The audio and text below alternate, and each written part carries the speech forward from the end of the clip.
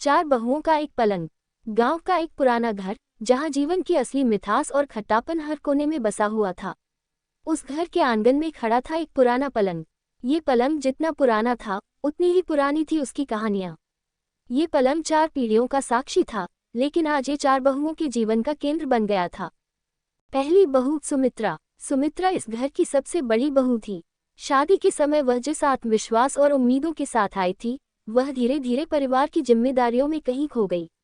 उसे इस पलंग पर बैठना सबसे ज्यादा पसंद था, क्योंकि यही एक जगह थी जहां उसे खुद से बातें करने का समय मिलता।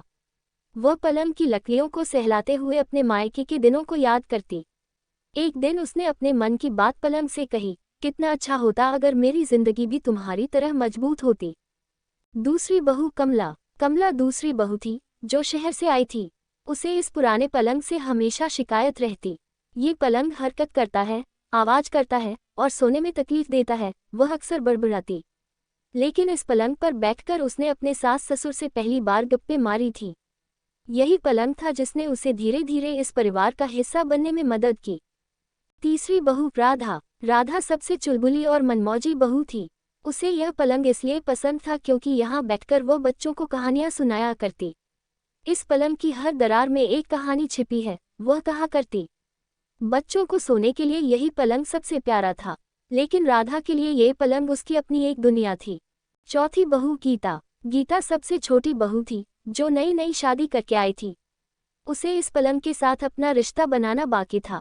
वह पलंग के कोनों पर बैठकर कड़ाई करती और सोचती, क्या मेरी जिंदगी भी इन लकड़ियों की तरह मजबूत बन सकेगी। एक पलंग, 4 जीवन। एक दिन घर में किसी बात को लेकर चारों बहुओं के बीच बहस हो गई। बात छोटी थी, लेकिन धीरे धीरे बड़ी हो गई। घर के बड़ों ने समझाया, लेकिन कोई सुनने को तैयार नहीं। चारों बहुएं अपनी अपनी समस्याओं में उलझी हुई थीं। उसी रात बिजली चली गई। पूरे घर में अंधेरा छा गया। चारों बहुएं एक ही कमरे में आ गईं। कमरे में केवल वही पुराना पलंग था। गीता ने सुझाव दिया, चलो सब इस पलंग पर बैठते हैं। जब चारों बहुएं पलंग पर बैठी, तो सुमित्रा ने कहा, ये पलंग कितना मजबूत है। इतने सालों से सबका भार सह रहा है। क्या हम इस पलंग से कुछ नहीं सीख सकते।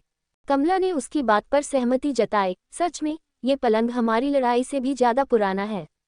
हमने इसे कभी शिकायत करते नहीं सुना। राधा ने हंसते हुए कहा, क्यों न इस पलंग को हमारे रिश्ते की मजबूती का प्रतीक मान लें। गीता ने अपनी चुप्पी तोड़ी, अगर हम चारों मिलकर इस घर को संभालें, तो ये घर भी उतना ही मजबूत बन जाएगा जितना ये पलंग। सुलह और समझौता। उस रात चारों बहुओं ने पहली बार अपने दिल की बातें एक दूसरे से साझा की। सुमित्रा ने बताया कि कैसे वह अकेलापन महसूस करती थी। कमला ने अपनी शिकायतें जाहिर की, तो राधा ने अपनी जिम्मेदारियों का भार साझा किया। गीता ने कहा कि वह अभी भी सबके प्यार की तलाश में है। उनकी बातचीत में एक बात साफ हो गई कि हर किसी के पास अपनी अपनी समस्याएं हैं, लेकिन साथ मिलकर उन समस्याओं का समाधान निकाला जा सकता है। पलंग की नई कहानी। उस रात के बाद वह पुराना पलंग 4 बहुओं का पसंदीदा स्थान बन गया। सुबह की चाय से लेकर रात की कहानियों तक चारों बहुएं उस पलंग पर बैठती और अपना समय साझा करती। पलंग अब केवल लकड़ी का सामान नहीं था, वह 4 बहुओं की दोस्ती, समझदारी और परिवार के प्रति उनके प्यार का प्रतीक बन गया। इस तरह एक पुराना पलंग 4 बहुओं के जीवन का केंद्र बनकर उन्हें ये सिखा गया कि रिश्तों की मजबूती का आधार सहनशीलता, प्यार और आपसी समझ है। योजक चिन्ह, योजक चिन्ह, योजक चिन्ह। ये कहानी दर्शकों को रिश्तों के महत्व और परिवार की एकजुटता का संदेश देती है। इसे अपनी आवाज और माहौल के साथ प्रस्तुत करें, ताकि यह और भी प्रभावशाली लगे।